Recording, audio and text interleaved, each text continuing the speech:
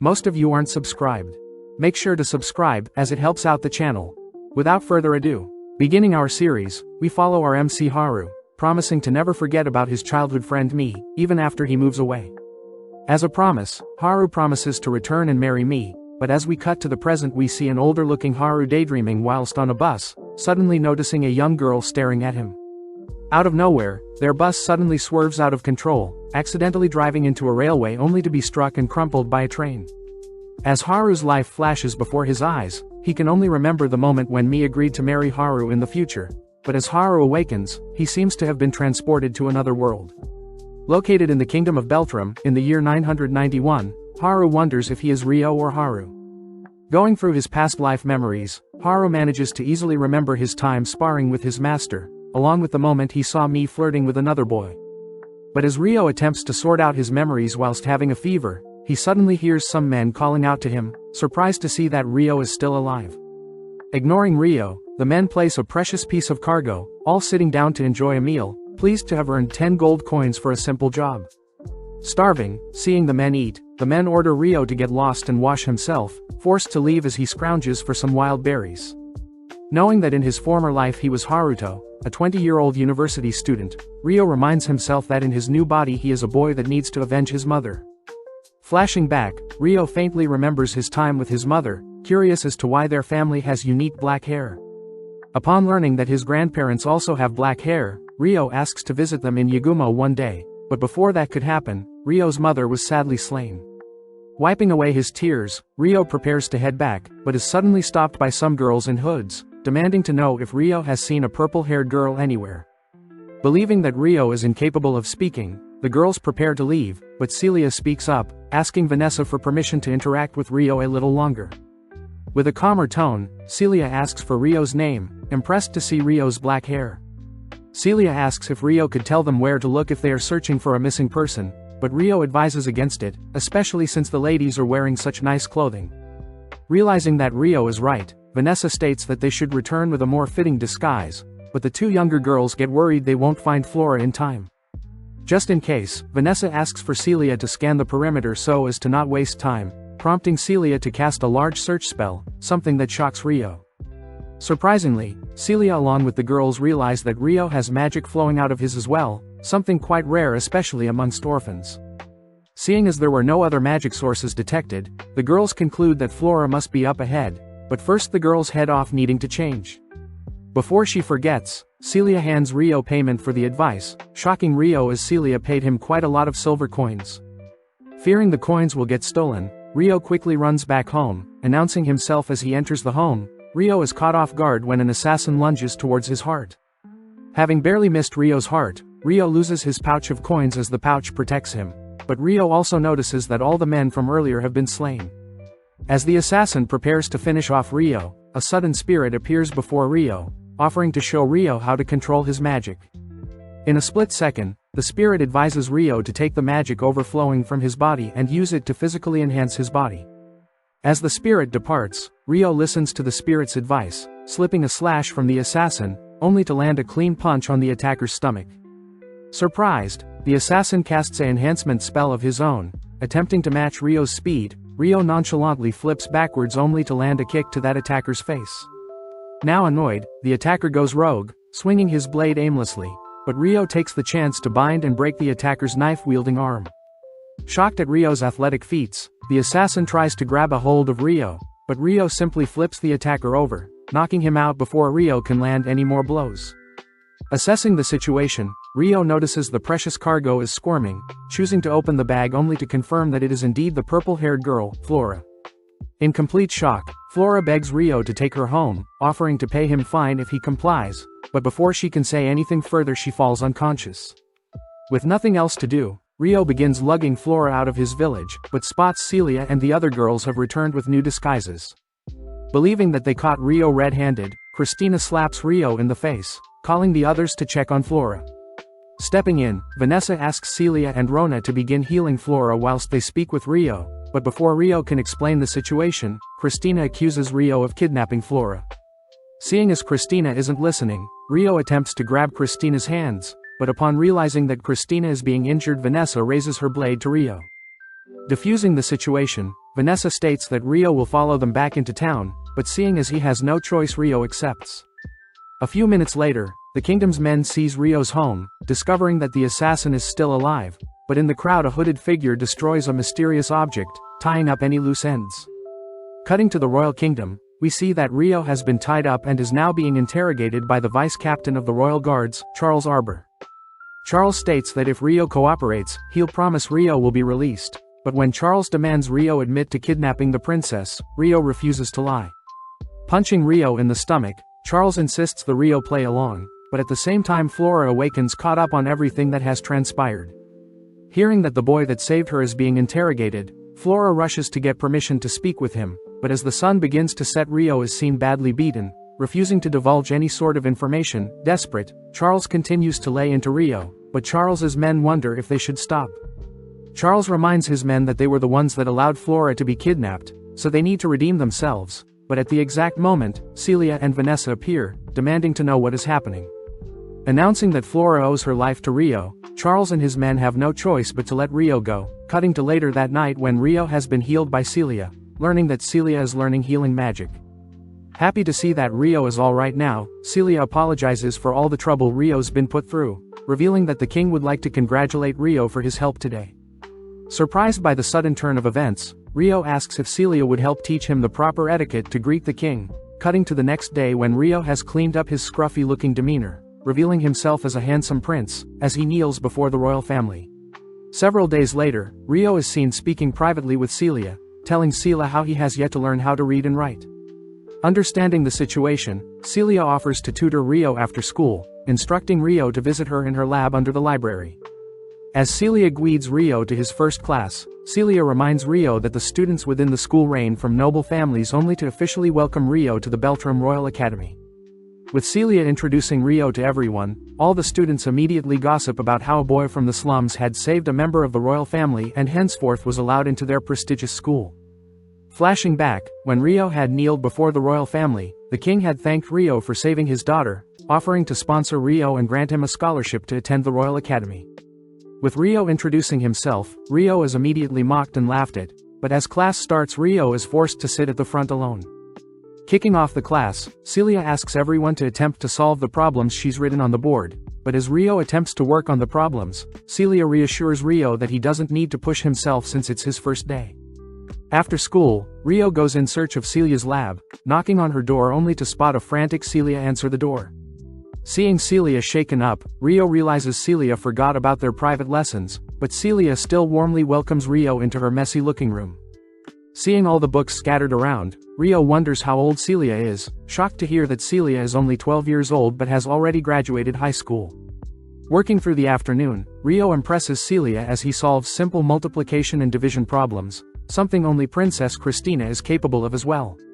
Seeing as in his past life he was a university student, Rio made quick work of the simple problems, making Celia curious as to where Rio learned such a thing.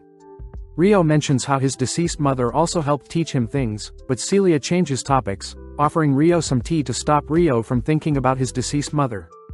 Wrapping up the first day, Celia asks if Rio had any issues on the first day, but holding back his opinion on the others bullying him, Rio simply asks for book recommendations for him to learn how to read. The next day, the students are given combat lessons, but the instructor chooses to teach Rio independently, asking Rio to try landing a strike on him. Seeing Rio drop his shield and take a battle stance, the instructor gets curious, welcoming Rio's unique battle stance. Reminded of his former master, Rio charges head-first, reusing attack patterns he had learned, impressing both the students and the instructor. Spotting an opening, Rio chooses to rush towards the instructor, but unfortunately the instructor barely manages to block the blow, something that impresses the students, but some still make fun of Rio. As the instructor compliments Rio for his potential as a knight, Rio shoots down the offer, choosing to head to the library instead to study. Spotting Rio alone, Celia reassures Rio that he doesn't have to try too hard, but Rio simply states that he doesn't want to waste the opportunity he's been given. On the day of the exams, Rio manages to blitz through all the exam questions, making his fellow students envious. Finishing up his exam, Rio gets flashbacks of his school life and the day he saw me with another boy. Returning to his room, Rio recounts that Hayase Miharu was once Amikawa Haruto's childhood friend, but they grew apart until one day Haruto stopped seeing me around. Seeing as he's now been given a different life, Rio states that he'll live his new life to the fullest, cutting to the next day where all the students are crowded around to see their scores. Shockingly, Rio and Christina have scored the highest marks for their grade, something Alphonse refuses to accept, especially since Rio is a commoner. Seeing as they heard enough, both Rana and Christina demand the Alphonse try harder next time, but when Alphonse refuses to stand down, Celia intervenes, confirming that Rio achieved his score fairly. That evening, Celia celebrates Rio achieving the highest mark for his grade, but Celia does feel bad since Rio will most likely be targeted by others moving forward. Luckily, Rio had already prepared for all of the slander and bullying, something that Celia adores in Rio, making Rio curious if Celia experienced something similar. Celia reveals that she too was bullied by others more noble than her, but it wasn't anything she couldn't handle, leading Rio to tease Celia as he states that Celia is his first ever friend. Cutting to several years later, during the year 996, the combat instructor states that the primary division for their class has been decided. First off is Alphonse, next is Stuart, and finally is Rio. When Alphonse refuses to accept a magicless commoner as one of their knights, the instructor states that his decision is final. That evening, Celia jumps at the news of Rio being selected to participate in the upcoming tournament, mentioning how Rio might even be scouted to become a knight. As Rio helps Celia put back one of her books, Rio reminds Celia that he has no intentions of becoming a knight, but Celia is more amazed at how much Rio has grown, compared to Celia herself. Sitting down to enjoy some tea, Celia mentions how lovely the tea Rio brewed was, asking why Rio doesn't want to become a knight. Rio reveals that he has no intention of staying in the kingdom, as he plans on traveling, upsetting Celia. As a compromise, Celia offers Rio a job at the academy, sad that Rio won't be around to help Celia clean up and relieve stress. Sadly, Rio knows that him being around won't do any good for Celia, especially since Celia will have to marry someone eventually. Celia utters that she has no intentions of marrying anyone anytime soon, getting flustered when Rio mentions how cute Celia is. Seeing as Rio has made up his mind, Celia asks where Rio plans to travel, shocked by her Rio plans on visiting Yagumo, the edge of the wilderness. With the day of the tournament arriving, Alfred Emerald is tasked with refereeing the match, announcing Rio as the first challenger. With Alphonse advising Rio to not make a fool of himself, Rio steps out onto the arena, realizing that he is pitted against the royal guard, Charles Arbor. Remembering Charles as the man who tortured him, Rio and Charles exchange indirect insults, both ultimately taking their battle stances. Inspecting Rio, Charles notices Rio doesn't have a shield, choosing to go on the offense as Charles plans to punish Rio for his 5-year demotion. With Celia shocked at how serious Charles is taking the fight, Rio calmly waits for an opening, disarming Charles. When Charles refuses to accept defeat, Alfred steps in, ordering Charles to accept his defeat with dignity, ultimately crowning Rio the victor. With Alfred making note of the promising talent that is Rio, we cut to later that night where Charles is having a drink with the ambassador of the Proxia Empire. Upon hearing that he was the only one that lost to a student, Charles states he would have won if he took the battle seriously, but the ambassador is more surprised to learn that Rio was the sole survivor during Princess Flora's kidnapping 5 years ago. The next day, Celia hides waiting to celebrate Rio's victory, but upon tailing Rio, Celia discovers a girl confessing her love to Rio, feeling jealous for the first time. That night, Celia looks over her students' plans for after they graduate, surprised to see that Rio's paper is not filled, reminded that Rio plans to travel once he graduates. The next morning, Celia teaches a class of magic control, telling all of her students that channeling odd into matter will cause interesting things to occur. When Celia states that their 6-year class along with the 5th years will be using lightning as the demonstration, Alphonse takes the opportunity to point out any mage should be able to wield lightning, throwing shade at Rio for being unable to wield any form of magic.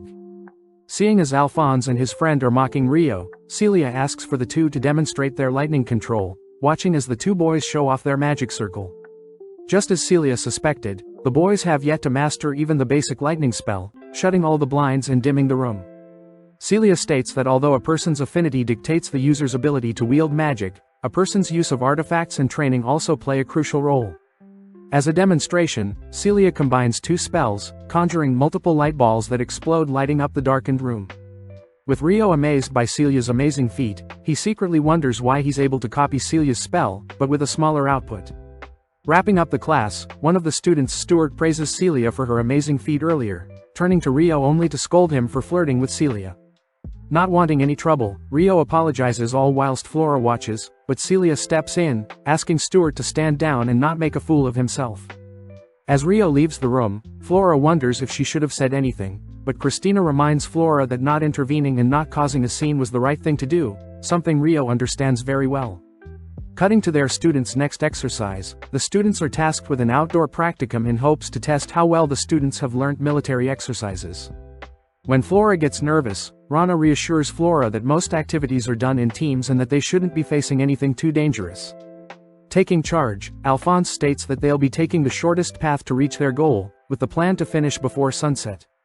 Speaking up, Rana mentions how the woody terrain should actually take twice as long as Alphonse plans, but Alphonse reveals that he's already mapped out a route for them to take. Apparently, Stuart had helped Alphonse survey the forest, settling on a short route that should give them an advantage. When Rana wonders if this tactic could be considered cheating, Alphonse reminds Rana that knowledge is key in battle, and seeing as Christina isn't against it, Alphonse orders everyone to get ready.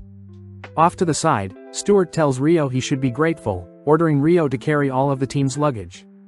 When Flora offers to help carry some of the luggage, Rio reassures Flora it's fine, annoying Flora as she complains to Christina about how unfair Rio is being treated. At that moment, the students are ambushed by a swarm of goblins, but remaining calm, Alphonse readies his blade, ordering his vanguard to follow suit after they've physically enhanced themselves. Easily slaying the swarm, Alphonse thanks his men, ordering Rio to stop dozing off as Rio seems to have sensed something nearby. Having witnessed everything, a shady hooded man wonders if he should use the opportunity to test Rio's true capabilities. As the gang of students reach the end of their map, Alphonse suddenly realizes that they are standing before a cliff, shaken as he wonders if the map was wrong. When the students begin pressuring Alphonse to make a decision, they all suddenly spot several orcs appear, all beginning to panic.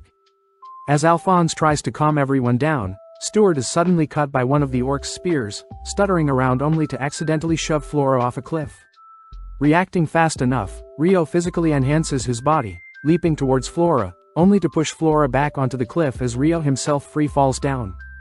Having been saved, Flora worries about Rio, but Christina and the other students finally shake off their nerves, getting into formation only to slay the rogue orcs. Back with Rio, he's seen perfectly fine, having used some last-second wind magic to soften his fall, but Rio does mention how use of magic is quite peculiar, wondering if the spirit he met long ago was the cause of this. Seeing as Rio should head back to the group, we cut to Stuart who seems to be interrogated for pushing Flora off the cliff. Guilty, Stuart instead spins up a lie, stating that it was actually Rio that pushed Flora, something that Flora disagrees with. Sadly, since they have no time, the students agree that they should find their way out of the forest first and return with a search party for Rio, but Flora is very against it, stating that she'll go and find Rio herself if no one is willing to. Out of nowhere, a massive beast appears from the forest, prompting Christina to attempt to shoot it down with some lightning, but the beast nonchalantly deflects the projectile. Taking charge, Alphonse orders the rearguard to enhance the frontliners, watching as the vanguard charge towards the beast, but sadly the beast swat away the frontline with ease. With no choice, Alphonse orders for a retreat, reassuring Christina that Flora must have escaped already, but it turns out that Flora had stayed and is instead healing an injured student. Discovering Flora's location, the beast slowly makes its way over to Flora, but before it can reach out to Flora, Rio appears severing its arm. Buying time for the princess and the injured student to escape, Rio runs circles around the monster, wondering why he blew his cover to save Flora. As Rio goes on the defense, he patiently waits for an opening, leaping forwards only to decapitate the monster with a single slash. Hearing the other students nearby, Rio decides to leave first, running through the forest all whilst the hooded man recognizes Rio's black hair as a user of the spirit arts. That evening, Celia heads to the headmaster's office to report her findings on old monsters, but before she can knock, she overhears that Rio is nowhere to be found. Charles begins defending Stuart's name, advising the headmaster to prioritize the safety of the students over a mere orphan boy, something the headmaster agrees with as they all agree to blame the incident on Rio. That night, Celia can't help but think about Rio's well-being, completely infatuated when she hears Rio's voice, rushing to embrace him. As both sit down, Celia feels sorry for Rio, as he is now blamed for something he didn't do, but Rio reassures Celia that it was inevitable especially since he is not of noble status. With Celia confirming that Rio will be heading to the Yagumo region, Rio promises to write letters to keep Celia updated on his adventures, uttering that he'll be using the alias of Haruto to send these letters.